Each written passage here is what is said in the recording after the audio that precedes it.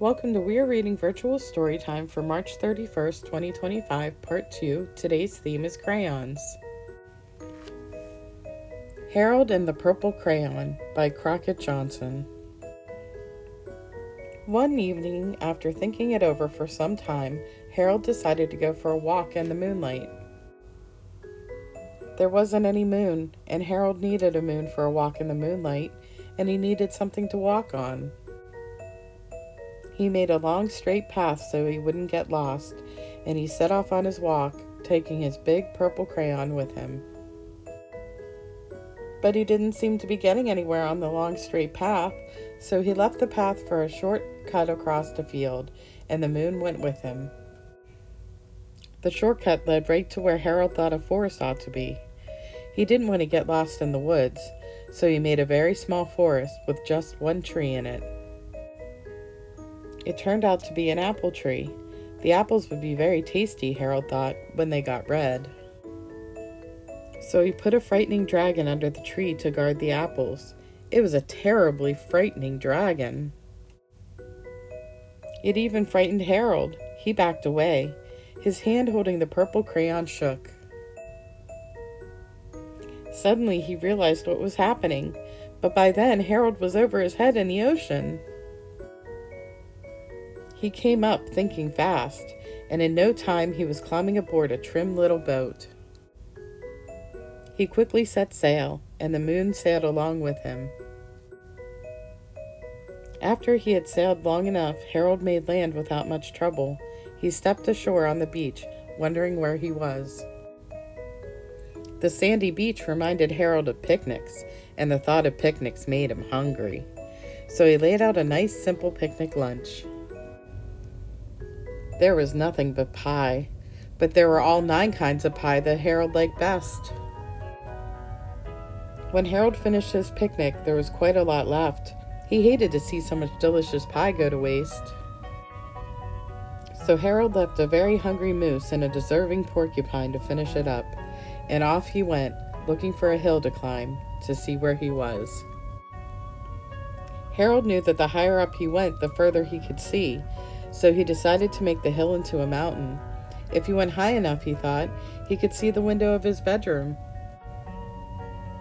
He was tired and felt he ought to be getting to bed. He hoped he could see his bedroom window from the top of the mountain.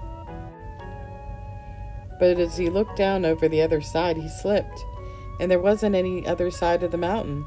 He was falling in thin air. But luckily he kept his wits and purple crayon.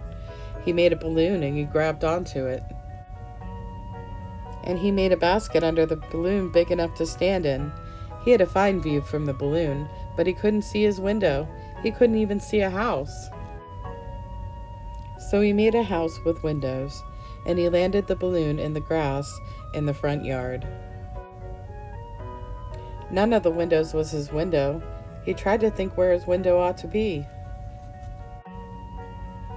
He made some more windows. He made a big building full of windows. He made lots of buildings full of windows. He made a whole city full of windows. But none of the windows was his window. He couldn't think of where it might be. He decided to ask a policeman. The policeman pointed the way Harold was going anyway, but Harold thanked him. And he walked along with the moon, wishing he was in his room and in bed. Then, suddenly, Harold remembered. He remembered where his bedroom window was when there was a moon. It was always right around the moon. And then Harold made his bed.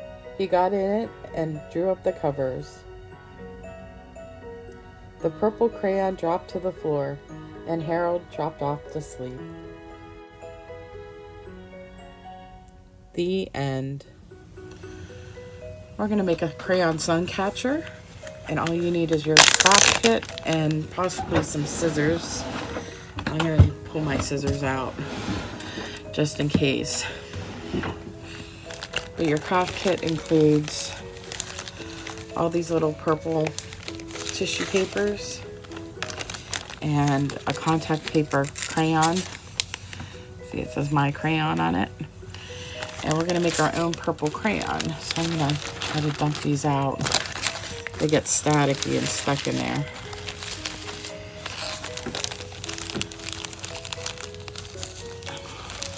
You can see there's some different shades of purple.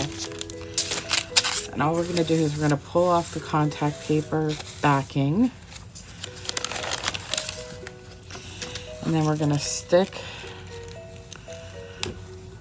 the paper squares onto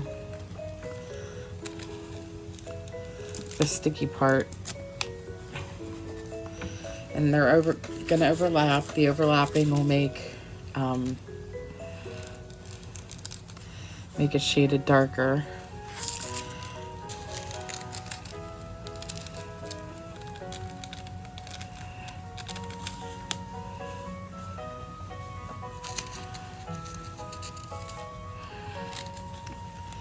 So yeah, all we're going to do is stick these on, try to cover all the clear space. Some of it might go over the line. That's what the scissors are for.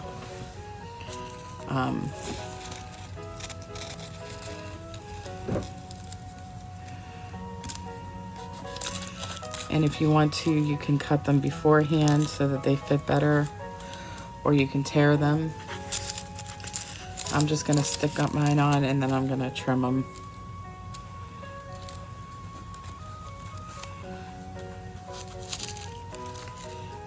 Almost done here.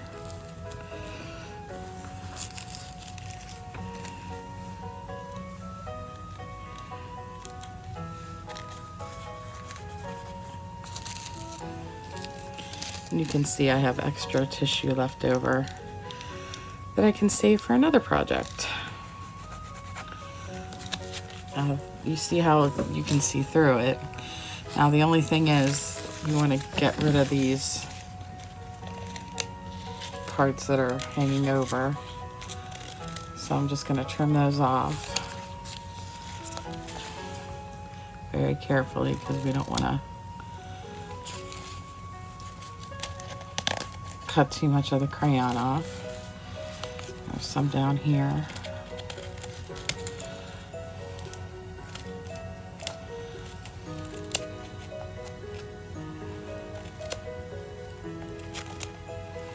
And that's all there is to it. Oh,